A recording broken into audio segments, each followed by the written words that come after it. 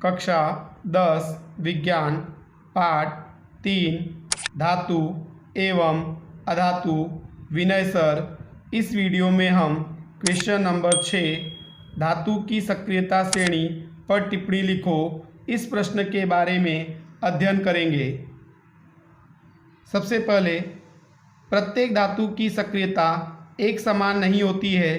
कुछ धातुएं अधिक सक्रिय होती है और कुछ धातुएं कम सक्रिय होती है। इसका अर्थ ये होता है कि प्रत्येक धातु की सक्रियता एक समान नहीं होती है। कुछ धातुएं अधिक सक्रिय होती है और कुछ धातुएं कम सक्रिय होती है।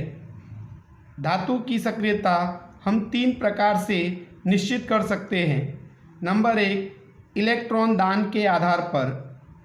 जो धातुएं सरलता से इलेक्ट्रॉन का दान करके धन आयन बनाती है वे धातुएं अधिक सक्रिय होती है। जो धातुएं सरलता से इलेक्ट्रॉन का दान नहीं करती है वे धातुएं कम सक्रिय होती है। इसका अर्थ ये हुआ कि जो धातुएं सरलता से इलेक्ट्रॉन का दान करके धन आयन बनाती है वे धातुएं अधिक सक्रिय होती है और जो धातुएं सरलता से इलेक्ट्रॉन का दान नहीं करती हैं वे धातुएं कम सक्रिय होती है। नंबर 2, धातु की प्रक्रिया ऑक्सीजन, पानी अथवा एसिड के साथ करके भी हम धातु की सक्रियता निश्चित कर सकते हैं, लेकिन इसकी एक मर्यादा है कि सभी धातुएं इनके साथ प्रक्रिया नहीं करती है। इसलिए जो धातुएं इनके साथ प्रक्रिया नहीं करती है उनके बारे में पता नहीं चलता है कि वो अधिक सक्रिय है अथवा कम सक्रिय है। नंबर 3, विस्थापन अभिक्रिया। कम सक्रिय धातु के विलयन में अधिक सक्रिय धातु मिलाने पर अधिक सक्रिय धातु कम सक्रिय धातु का विस्थापन करती है और उसकी जगह पर स्वयं जुड़ जाती है। इसलिए इस प्रक्रिया को विस्थापन अभिक्रिया कहते हैं। इसका अर्थ होता है कि कम सक्रिय धातु के विलयन में अधिक सक्रिय धातु मिलाने पर अधिक सक्रिय धातु कम सक्रिय धातु को दूर करके उसकी जगह पर स्वयं जुड़ जाती है। इस अभिक्रिया को विस्थापन अभिक्रिया कहते हैं। उदाहरण के लिए, कॉपर सल्फेट के विलयन में जिंक धातु मिलाने पर तो जिंक धातु अधिक सक्रिय होने से और कॉपर कम सक्रिय होने से जिंक धातु अधिक सक्रिय होने से वो कॉपर को उसकी जगह से दूर कर देती है और उसकी जगह पर स्वयं जुड़कर जिंक सल्फेट बनाती है। तो इस प्रकार अधिक सक्रिय धातु कम सक्रिय धातु को दूर करके उसकी जगह पर स्वयं जुड़ जाती है। इसलिए इस अभिक्रिया को विस्थापन अभिक्रिया कहते हैं।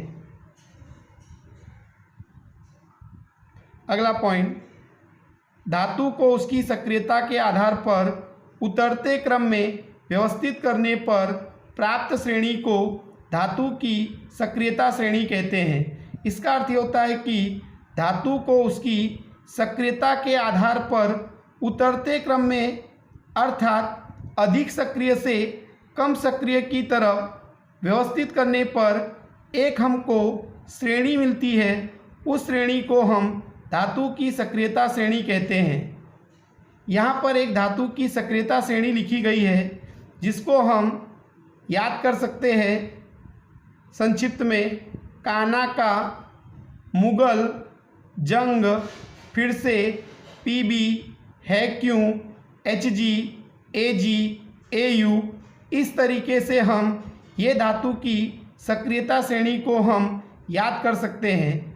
यहाँ पर सबसे अधिक सक्रिय धातु के यानी कि पोटेशियम है और सबसे कम सक्रिय धातु एयू यानी कि सोना है।